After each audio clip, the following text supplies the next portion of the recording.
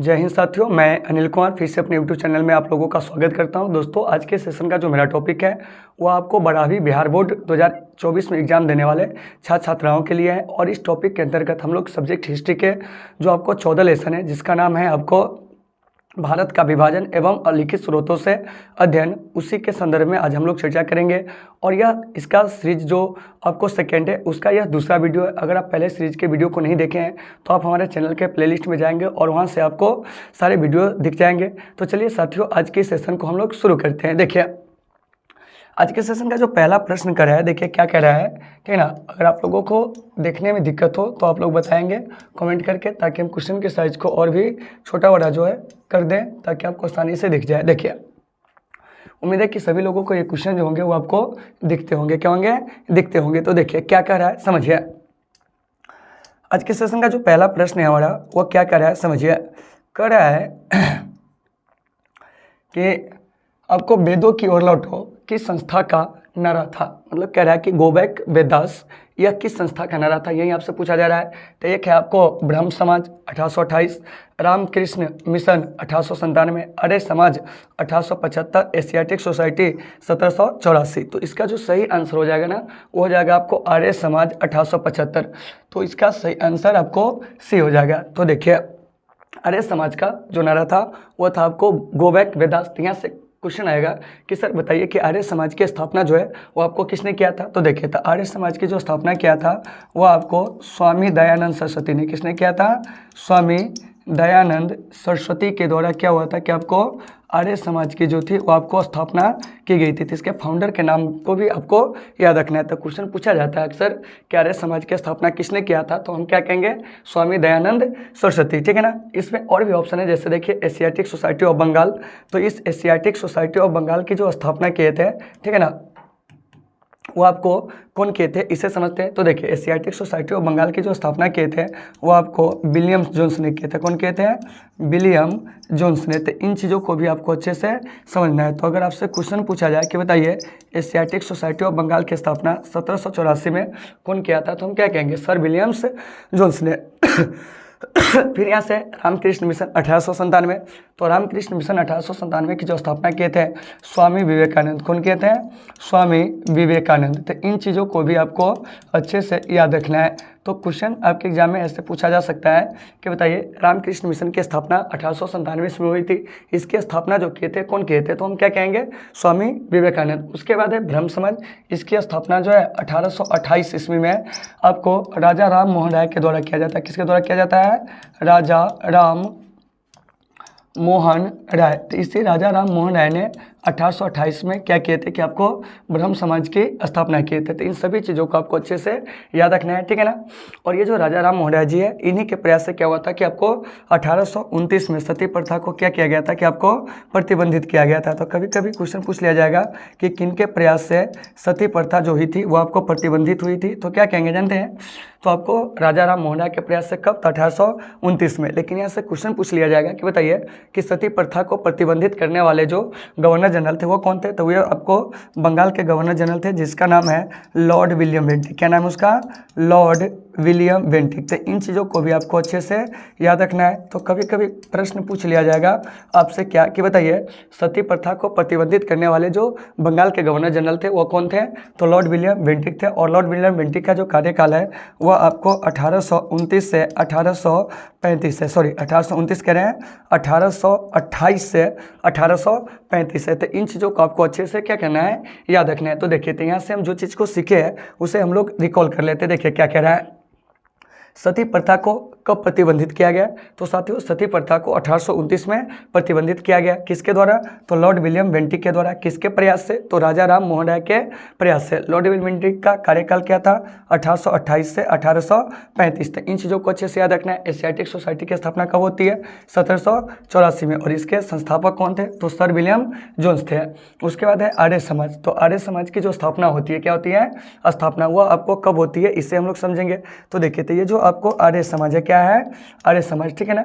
इसकी जो स्थापना होती है, क्या होती है, स्थापना, ठीक है ना, 1875 में। और इसकी जो स्थापना करते हैं, कौन करते हैं, तो आपको स्वामी दयानंद सरस्वती। तो इन चीज़ों को आपको अच्छे से याद रखना है। उसके बाद फिर यहाँ से एक प्रश्न आएगा कि बताइए रामकृष्ण मिशन की स्थापना कब हुई थी, 1897। इसके संस्थापक कौन थे, स्वामी विवेकानंद, जिन्होंने 1893 में शिकागो में हुए विश्व धर्म सम्मेलन में भारत का प्रतिनिधित्व किए थे। तो इन चीज़ों को याद रखना है। ब्रह्म समाज की स्थापना 1828 में, जो कि आपको राजा राम मोहन राय ने किया था। तो इन सभी चीज़ों को अच्छे से याद रखना है। तो ये जो देख रहे हैं 11 नंबर प्रश्न, इसका जो सही आंसर हो जाएगा वो आपको सी हो जाएगा, यानी कि आर्य समाज, जिसका नारा था वेदों की ओर क्या करें, लौटो, यानी कि गो बैक वेदास। चलिए अगले प्रश्न की ओर चलते हैं। देखिए अगला प्रश्न जो है हमारा क्या कह रहा है, इस पर हम लोग चर्चा करते हैं। देखिए कह रहा है कि कांग्रेस के अध्यक्ष पद से सुभाष चंद्र बोस के त्यागपत्र देने के बाद अध्यक्ष का जो पद है वह कौन संभाले थे, यह आपसे पूछा जा रहा है, ठीक है ना। ऑप्शन ए कह रहा है doctor Rajendra Prasad, option B doctor Sarvepalli Radhakrishnan, option C Pattabhi Sitaramayya, option D कह रहा है आपको मौलाना अबुल कलाम आज़ाद। तो इसका जो सही आंसर हो जाएगा ना, वो हो जाएगा आपको डॉक्टर राजेंद्र प्रसाद। क्योंकि जब क्या हुआ था कि सुभाष चंद्र बोस जी 1939 में, कितना में, 1939 में कांग्रेस के अध्यक्ष पद से क्या कर दिए थे कि आपको त्यागपत्र दिए। तब कांग्रेस के जो अध्यक्ष बने थे वो कौन बने थे, तो डॉक्टर राजेंद्र प्रसाद। तो यहाँ से एक बात आएगी सर, सुभाष चंद्र बोस जी कांग्रेस के अध्यक्ष कब कब बने थे, तो देखिए सुभाष चंद्र बोस जी कांग्रेस के अध्यक्ष जो बने थे वो आपको 1938 में और आपको 1939 में। तो फिर यहाँ से आपका एक प्रश्न और रहेगा कि सर 1938 का जो अधिवेशन है वो आपको कहाँ हुआ था। तो देखिए 1938 का जो अधिवेशन हुआ था साथियों, वो आपको हरिपुरा में, कहाँ हुआ था, हरिपुरा में। और 1939 का जो अधिवेशन हुआ था वो आपको त्रिपुरी में, कहाँ हुआ था, त्रिपुरी में। तो त्रिपुरी कहाँ है, तो आपको एमपी में, यानी कि मध्य प्रदेश में। और हरिपुरा कहाँ है, तो ये आपको गुजरात में। तो इस दोनों अधिवेशन की जो अध्यक्षता किए थे वह आपको कौन किए थे, सुभाष चंद्र बोस जी ने। लेकिन क्या हुआ था कि 1939 में ये कांग्रेस के जो अध्यक्ष बने थे पटाभी सितारमैया को हराकर, और पटाभी सितारमैया जो थे महात्मा गांधी के समर्थन से खड़े उम्मीदवार थे। तो जब पटाभी सितारमैया की हार होती है तो गांधी जी को कहना रहता है कि यह जो है हमारी हार है, क्या है, हमारी हार है, यह पटाभी सितारमैया की हार नहीं है। तो यहाँ से आपका प्रश्न क्या कह रहा है कि कांग्रेस अध्यक्ष पद से सुभाष चंद्र बोस के त्यागपत्र देने के बाद कांग्रेस का अध्यक्ष पद कौन संभाले थे, डॉक्टर राजेंद्र प्रसाद। और डॉक्टर राजेंद्र प्रसाद से एक चीज़ याद रखिएगा, ये देश के आज़ादी के बाद क्या हुए थे कि आपको भारत के राष्ट्रपति बनने वाले ये पहले व्यक्ति थे। तो कभी कभी क्वेश्चन पूछ लिया जाएगा कि डॉक्टर राजेंद्र प्रसाद का राष्ट्रपति के रूप में कार्यकाल क्या था, तो 1950 से 1962, और लगातार 2 बार निर्वाचित होने वाले ये अभी तक के पहले क्या है कि आपको राष्ट्रपति है। उसके बाद है डॉक्टर सर्वपल्ली राधाकृष्णन, ये भारत के प्रथम क्या थे कि आपको उपराष्ट्रपति थे, और उपराष्ट्रपति के पद पर इनका कार्यकाल 1952 से 1962 है। फिर ये आपको राष्ट्रपति बनते हैं, तो राष्ट्रपति के रूप में 1962 से 1967 तक जो होते हैं इनका कार्यकाल होता है। फिर है पटाभी सितारमैया, तो इनके बारे में याद रखिएगा कि इनका संबंध जो है वो आपको आंध्र प्रदेश से है। मौलाना अबुल कलाम आज़ाद देश के पहले शिक्षा मंत्री, और इन्हीं के जन्मदिवस पर क्या होता है कि आपको 11 नवंबर को, कितना नवंबर को, 11 नवंबर को हमारे भारत में जो होता है वो आपको राष्ट्रीय शिक्षा दिवस मनाया जाता है। क्या मनाया जाता है, राष्ट्रीय शिक्षा दिवस। तक कभी कभी क्वेश्चन पूछ लिया जाएगा कि राष्ट्रीय शिक्षा दिवस जो है वो आपको कब मनाया जाता है, 11 नवंबर को किनके जन्मदिवस पर मनाया जाता है, मौलाना अबुल कलाम आज़ाद के जन्मदिवस पर। और एक चीज़ याद रखिएगा, ये कांग्रेस के सबसे कम उम्र में क्या हुए थे कि आपको अध्यक्ष बने थे 1923 ईस्वी में दिल्ली के विशेष अधिवेशन में। तो इन सभी चीज़ों को अच्छे से याद रखना है। तो ये जो 12 नंबर प्रश्न है साथियों, इसका सही आंसर जो हो जाएगा वो आपको ए हो जाएगा, क्या हो जाएगा, ए हो जाएगा, ठीक है ना। और जैसे ही सारे सीरीज समाप्त होती है आपको टेलीग्राम में जो होते हैं PDF जो होते हैं भेज दिए जाते हैं, और टेलीग्राम का जो लिंक है वो आपको डिस्क्रिप्शन बॉक्स में जो होंगे वो आपको दे दिए जाएंगे। आप वहाँ से टेलीग्राम में आप आसानी से ज्वाइन कर सकते हैं। अगर आप सर्च बार में जाकर ज्वाइन करना चाहते हैं तो आप अनिल आर्ट्स क्लासेस सीतामढ़ी को सर्च करेंगे और वहाँ से आप वहाँ से जुड़ सकते हैं। चलिए आगे चलते हैं। अब देखिए अगला प्रश्न जो है हमारा वो क्या कह रहा है, इस पर हम लोग चर्चा करेंगे। देखिए कह रहा है कि अंग्रेजी सरकार द्वारा शुरू की गई ऑपरेशन 0 आवर का संबंध जो है वो आपको किस जन आंदोलन से है, ठीक है ना। यह क्वेश्चन आपसे पूछा जा रहा है। तो देखिए ये जो ऑपरेशन 0 आवर है, क्या है, 0 आवर है, कह रहा है कि इसका संबंध जो है किससे है? ऑप्शन ए कह रहा है असहयोग आंदोलन, ऑप्शन बी सविनय अवज्ञा आंदोलन, ऑप्शन सी भारत छोड़ो आंदोलन, ऑप्शन डी चंपारण अवज्ञा आंदोलन। तो देखिए, तो भारत छोड़ो आंदोलन से क्या है कि आपको ऑपरेशन जीरो आवर का संबंध है। तो यहाँ पे और भी आंदोलन शब्द दिए हुए हैं, जैसे असहयोग आंदोलन जो कि आपको 1920 ईस्वी में शुरू होता है, 1922 में इसको वापस ले लिया जाता है। सविनय अवज्ञा आंदोलन गांधी जी के द्वारा शुरू किया गया दूसरा जन आंदोलन था जो 1930 से 31 और दूसरा टर्म जो है 1932 से 1934 तक क्या था कि आपको चला था। यानी कि पहले टर्म में सविनय अवज्ञा आंदोलन 1930 से 31 में, और फिर से गांधी जी के द्वारा जब शुरू किया गया तो यह 1932 से 1934 तक चला था। तो इन चीज़ों को याद रखना है। असहयोग आंदोलन ये आपको प्रथम जन आंदोलन था। क्या था? प्रथम जन आंदोलन। और यह किसके द्वारा शुरू किया गया था? तो कहेंगे महात्मा गांधी के द्वारा शुरू किया गया था। तो इसमें से जितने भी आंदोलन आप देख रहे हैं सब गांधी जी के द्वारा चलाया गया है, ठीक है ना। तो यहाँ से प्रश्न पूछा जाएगा कि गांधी जी के द्वारा चलाया गया प्रथम जन आंदोलन जो था वह कौन था? तुम क्या कहेंगे? असहयोग आंदोलन। दूसरा जन आंदोलन जो था वो आपको सविनय अवज्ञा आंदोलन, ठीक है ना। उसके बाद है एक यहाँ पे चंपारण अवज्ञा आंदोलन यानी चंपारण सत्याग्रह जो कि गांधी जी के द्वारा 1917 में क्या था कि आपको चलाया गया था चंपारण में लागू आपको तिनकठिया व्यवस्था के खिलाफ। तो इन सभी चीज़ों को आपको अच्छे से याद रखना है। फिर यहाँ से एक प्रश्न आता है कि सर भारत छोड़ो आंदोलन कब शुरू हुई थी? 1942 में, ठीक है ना। और 1942 में जब यह आंदोलन शुरू हुआ था तो इस आंदोलन के दौरान ही अंग्रेज सरकार के द्वारा ऑपरेशन जीरो आवर जो था आपको चलाया गया, और ऑपरेशन जीरो आवर चलाया गया और कांग्रेस के बड़े बड़े नेताओं को गिरफ्तार कर लिया गया। इसी में से आपको गांधी जी को गिरफ्तार करके आगा खा पैलेस में जो होते हैं वो आपको नजरबंद कर दिए जाते हैं। जवाहरलाल नेहरू को अहमदनगर जेल में, वहीं आपको डॉक्टर राजेंद्र प्रसाद को बांकीपुर जेल में, और जयप्रकाश नारायण को जो होते हैं वो आपको हजारीबाग जेल में जो होते हैं वो आपको क्या कर दिए जाते हैं कि आपको बंद कर दिए जाते हैं। तो इन सभी चीज़ों को आपको अच्छे से याद रखना है। और जयप्रकाश नारायण जी को जो असल पहचान मिली थी वो आपको भारत छोड़ो आंदोलन से ही क्या था कि आपको मिला था। तो जब भी जयप्रकाश नारायण जी का नाम आएगा तो एक चीज़ याद रखिएगा कि इन्होंने संपूर्ण क्रांति का क्या किए थे कि एक नारा दिए थे। तो कभी कभी क्वेश्चन पूछ लिया जाएगा कि जयप्रकाश नारायण जी ने संपूर्ण क्रांति का जो आह्वान किए थे कब किए थे? 1974 में। और संपूर्ण क्रांति का उद्देश्य क्या था? तो जो प्रदेश में महंगाई, बेरोजगारी, भ्रष्टाचार है इस सबको क्या करना था कि आपको मिटाना था, ठीक है ना। तो इन सभी चीज़ों को अच्छे से याद रखना है। तो 13 नंबर प्रश्न का सही आंसर सी हो जाएगा, यानी कि ऑपरेशन जीरो आवर का जो संबंध है वो आपको भारत छोड़ो आंदोलन से। चलिए आगे चलते हैं। देखिए अगला प्रश्न जो है हमारा वो क्या कह रहा है, इस पर चर्चा करेंगे। देखिए कह रहा है कि भारत के संविधान के अंतर्गत कितने प्रकार की जो आपातकालीन व्यवस्था है, ठीक है ना, उस पर विचार किया जा सकता है। तो भारतीय संविधान में जो है वो आपको 3 प्रकार की आपातकालीन व्यवस्था जो है वो आपको है। तो देखते हैं कि वो 3 प्रकार की जो आपातकालीन व्यवस्था है वह कौन कौन है, इस पर हम लोग चर्चा करेंगे। तो देखिए, तो इसका जो प्रश्न है ये आपको आपातकालीन उपबंध वाला, इसका जो सही आंसर हो जाएगा ना वो आपको क्या हो जाएगा? सी हो जाएगा। क्या हो जाएगा? सी। तो जानते हैं कि वो 3 प्रकार के आपातकालीन व्यवस्था कौन कौन है। तो एक है सबसे पहले आपको राष्ट्रीय आपात। क्या है? राष्ट्रीय आपात। इन चीज़ों को आपको अच्छे से याद रखना है, यानी कि नेशनल इमरजेंसी। दूसरा जो है राष्ट्रपति शासन, जिसको हम लोग कहते हैं प्रेसिडेंट रूल। क्या कहते हैं? प्रेसिडेंट रूल, ठीक है ना। तो ये हो जाएगा आपको राष्ट्रपति शासन। और तीसरा जो है वह है आपको वित्तीय आपात। क्या है? वित्तीय आपात। क्या है? वित्तीय आपात। तो इन चीज़ों को आपको अच्छे से याद रखना है। तो देखिए, तो 3 तरह के आपात उपबंध, एक है आपको राष्ट्रीय आपात। तो इस राष्ट्रीय आपात की जो चर्चा है वो आपको आर्टिकल आपको 352 में, यानी कि 352 अनुच्छेद में जो है वो आपको किसकी चर्चा है? तो राष्ट्रीय आपात की। उसके बाद है राष्ट्रपति शासन।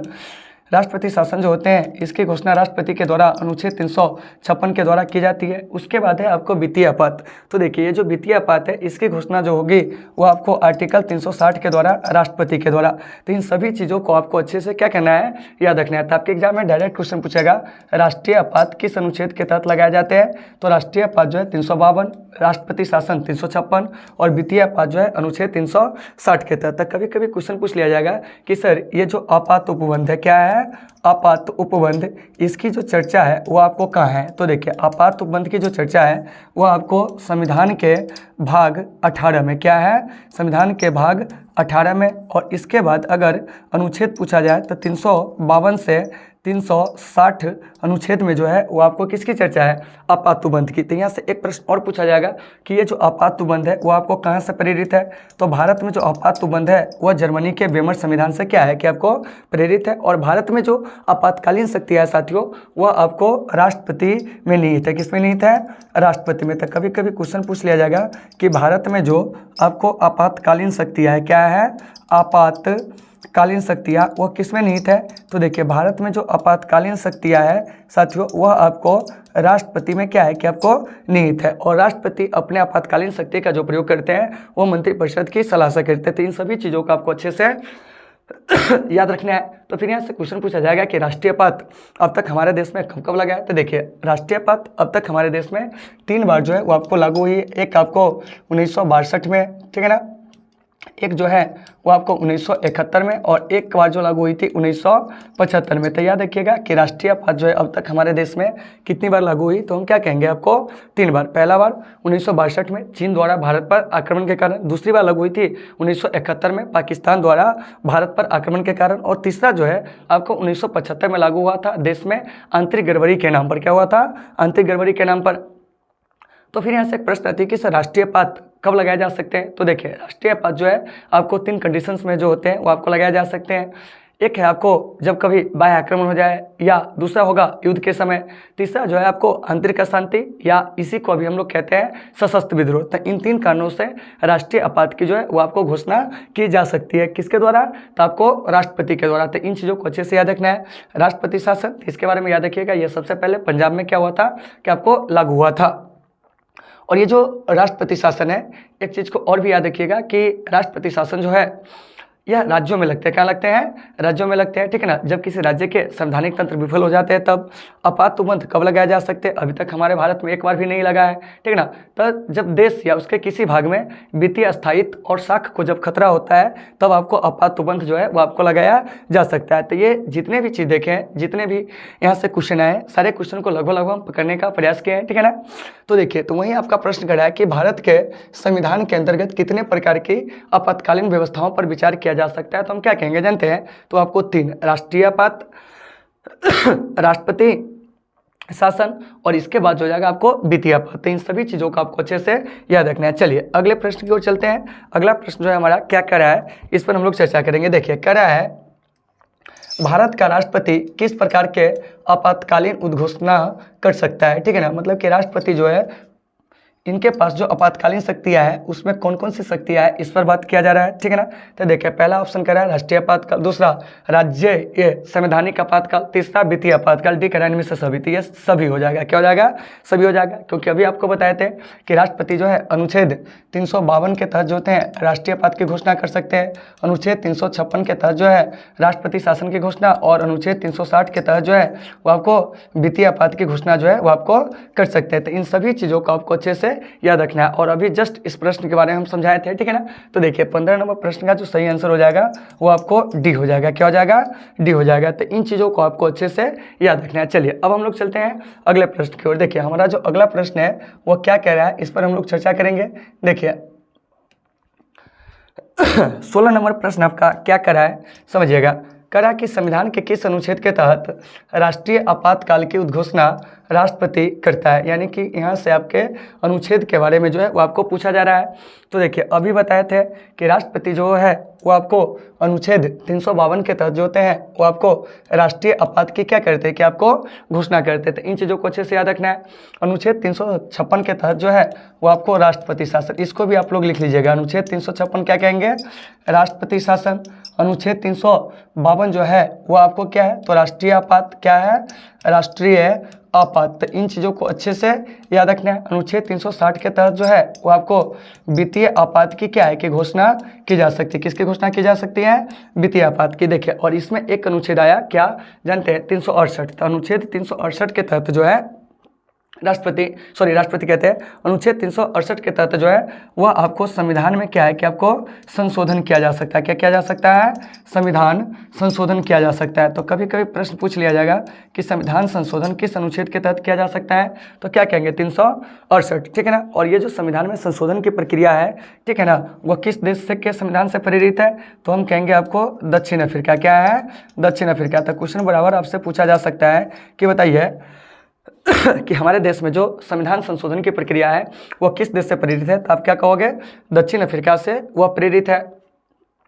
संविधान संशोधन की प्रक्रिया का उल्लेख जो है किस अनुच्छेद में? 368 में। और भाग कहेंगे तो वो हो जाएगा आपको 20। क्या हो जाएगा?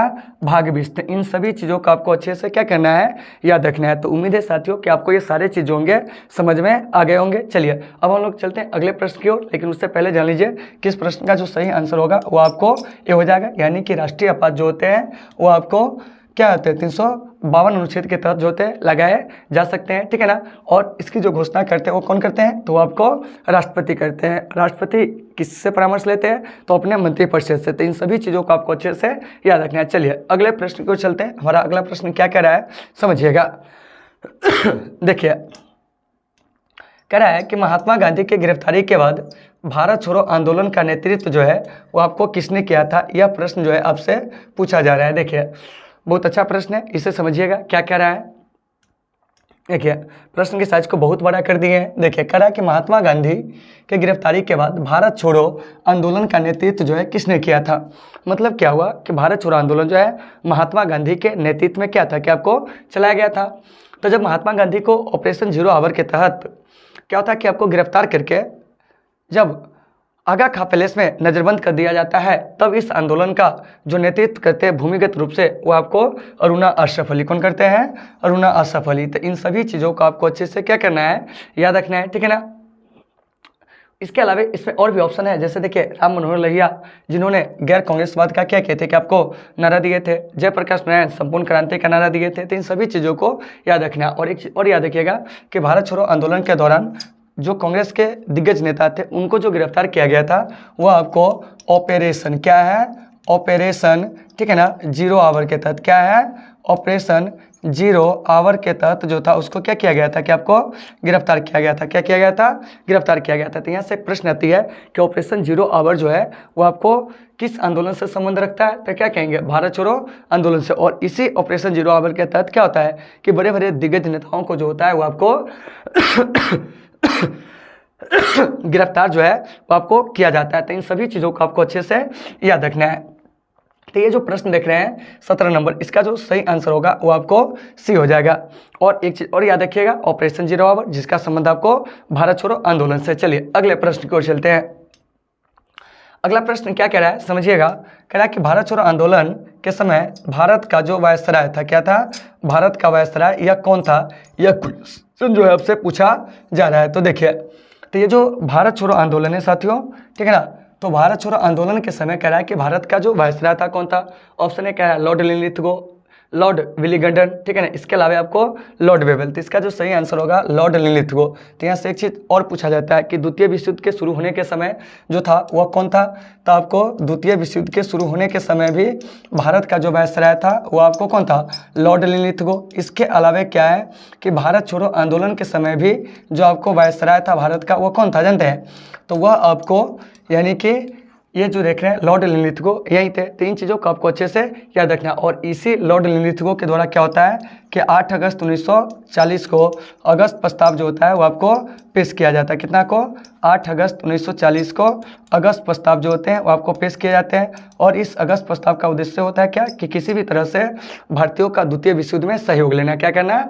सहयोग लेना। तो इन सभी चीज़ों को याद रखना है। लॉर्ड वेवेल के बारे में एक चीज़ याद रखिएगा कि ये लॉर्ड वेवेल जो है 1943 में भारत का क्या होता है कि आपको वायसराय बनकर रहता है। और 1947 तक यह भारत का क्या रहता है कि आपको वायसराय रहता है। तो इन सभी चीज़ों को आपको अच्छे से याद रखना है। लेकिन 1947 में 24 मार्च के दिन एक नया वायसराय आते हैं जिसका नाम होता है लॉर्ड माउंटबेटन। तो इन चीज़ों को भी आपको अच्छे से याद रखना है। तो आपका प्रश्न कर रहा है कि भारत छोड़ो आंदोलन के समय भारत का वायसराय कौन था?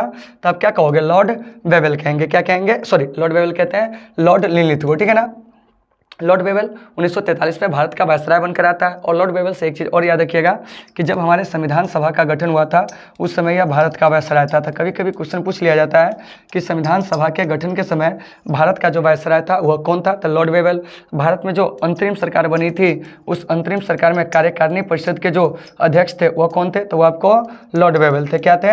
Lord Wavell. तो इन सभी चीज़ों को आपको अच्छे से याद रखना है। जबकि कार्यकारिणी परिषद के जो अंतिम सरकार में उपाध्यक्ष थे वो आपको पंडित जवाहरलाल नेहरू थे। तो इन सभी बातों को अच्छे से आपको याद रखना है और सारे चीज़ को आपको चेन जोड़ कर पढ़ना है। तो यहाँ से एक बात आई द्वितीय विश्व युद्ध, तो यह कब से कब तक चला था? 1939 से 1945 तक, यानी कि 6 वर्ष चला था। तो आप इन बातों को भी अच्छे से याद रखेंगे।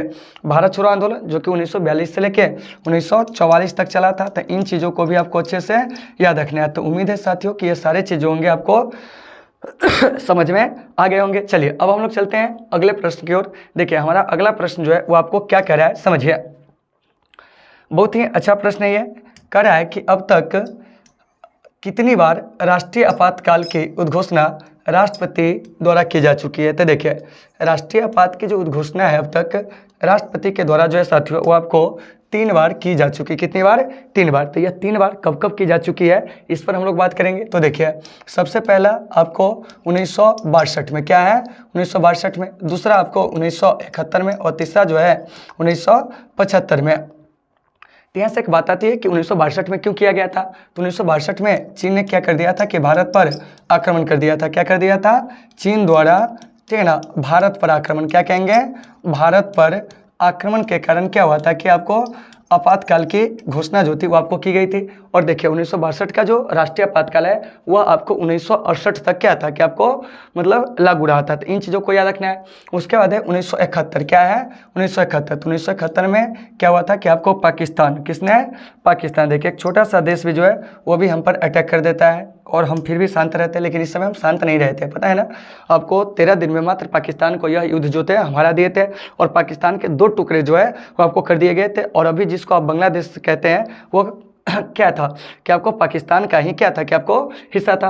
तो देखिए तो 1971 में पाक जो था वो हम पर आक्रमण कर दिया, यानी कि पाकिस्तान। 1975 में आंतरिक गड़बड़ी के कारण, क्या है? आंतरिक गड़बड़ी के कारण जो था वो आपको आपातकाल की जो घोषणा थी राष्ट्रपति फखरुद्दीन अली अहमद के द्वारा जो था आपको किया गया था। तो कभी कभी यहाँ से क्वेश्चन पूछ लिया जाता है कि 1962 में राष्ट्रीय आपात की घोषणा करने वाले जो राष्ट्रपति थे वो कौन थे। तो याद रखिएगा उनका नाम है डॉक्टर सर्वपल्ली राधाकृष्णन।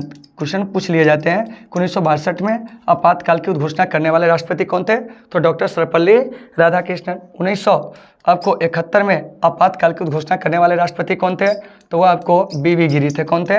बीबी गिरी थे, बराहगिरी, वेंकटगिरी। 3 को याद रखिएगा, भारत के 4थे राष्ट्रपति थे।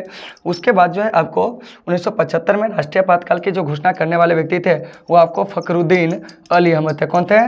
फखरुद्दीन अली अहमद। इन चीज़ों को आपको अच्छे से याद रखना है। और फखरुद्दीन अली अहमद का जो संबंध है वो आपको असम से है। तो कभी कभी क्वेश्चन पूछ लिया जाता है कि पूर्वोत्तर भारत से राष्ट्रपति बनने वाले जो पहले व्यक्ति थे वो कौन थे, तो हम क्या कहेंगे? फखरुद्दीन अली अहमद। क्या कहेंगे?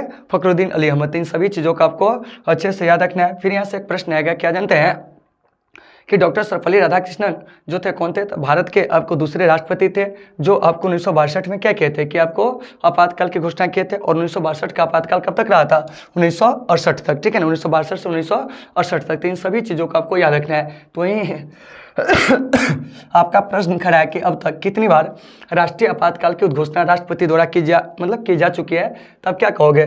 3 बार। कब कब? 1962, 71 और 75 में। किस किस कारण से? तो 1962 में चीन द्वारा भारत पर आक्रमण करना, ठीक है ना, कहने का मतलब पंचशील समझौता का उल्लंघन करके चाइना ने हम पर क्या कर दिया था कि आपको अटैक कर दिया था।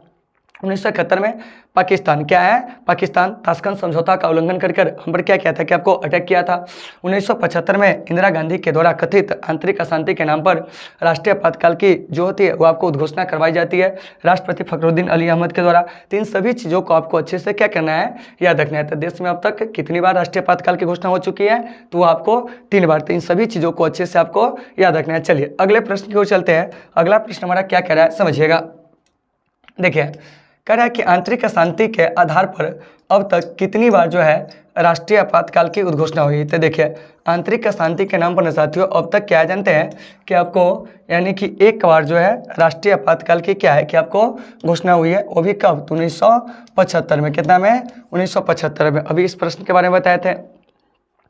तो अब पूछा जाता है कभी कभी प्रश्न क्या कि आंतरिक गड़बड़ी के जगह पर क्या है, आंतरिक गड़बड़ी के जगह पर आप किस शब्द का प्रयोग करते हैं, तो क्या कहेंगे, सशस्त्र विद्रोह। क्या कहेंगे, सशस्त्र विद्रोह। मतलब सीधे समझिए कि अब हम आंतरिक गड़बड़ी नहीं कहेंगे, क्या कहेंगे, नहीं कहेंगे। अब आंतरिक गड़बड़ी के जगह पर हम लोग सशस्त्र विद्रोह शब्द का क्या करेंगे, प्रयोग करेंगे। और ऐसा जो किया गया था किस संविधान संशोधन द्वारा जानते हैं, तो आपको 44वें संविधान संशोधन द्वारा क्या था, 44वें संविधान संशोधन द्वारा आपको क्या हुआ था कि आंतरिक अशांति के जगह पर क्या हुआ था कि आपको सशस्त्र विद्रोह शब्द को जोड़ा गया था। तो यहाँ से प्रश्न आ गया कि सर 44वां संविधान संशोधन कब हुआ था, तो वो आपको 1978 में हुआ था। तो इन चीज़ों को आपको अच्छे से याद रखना है। तो यहाँ पे क्वेश्चन क्या कह रहा है कि आंतरिक अशांति के आधार पर अब तक कितनी बार राष्ट्रीय आपातकाल की घोषणा की गई है, तो क्या कहेंगे, एक बार। और इसी में क्वेश्चन पूछ लिया जाता कि बाह्य आक्रमण के कारण भारत में कितनी बार राष्ट्रीय आपातकाल की घोषणा की गई है, तो आप क्या कहते हैं, 2 बार। कब कब, तो 1971 में, ठीक है ना, और 1962 में। इस दोनों बार जो हुआ था बाह्य आक्रमण के कारण, ठीक है ना। और 1975 में जो हुआ था वो आपको कैसे हुआ था, तो 1975 में आपको आंतरिक अशांति के नाम पर, और 1975 के जो राष्ट्रीय आपातकाल थे उसकी जो आपको उद्घोषणा किए थे वो आपको राष्ट्रपति फखरुद्दीन अली अहमद, और फखरुद्दीन अली अहमद जो थे भारत के 5वें राष्ट्रपति थे, ठीक है ना, और दूसरे मुस्लिम राष्ट्रपति।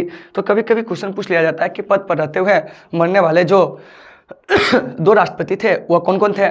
तो पद पर रहते हुए मरने वाले जो 2 राष्ट्रपति थे, ये एक आपको सबसे पहले जाकिर हुसैन, और दूसरा जो थे वो आपको फखरुद्दीन अली अहमद। तो देखिए तो इस प्रश्न का जो सही आंसर हो जाएगा ना वो आपको ए हो जाएगा। तो साथियों उम्मीद है कि आपको ये सारे चीज़ होंगे आसानी से समझ में आ गए होंगे, ठीक है ना। तो आज के इस सेशन को हम लोग यहीं पे विराम देंगे, फिर हम लोग मिलेंगे नेक्स्ट वीडियो में। जब तक के लिए आप सभी साथियों से सुविधा, take care all of you.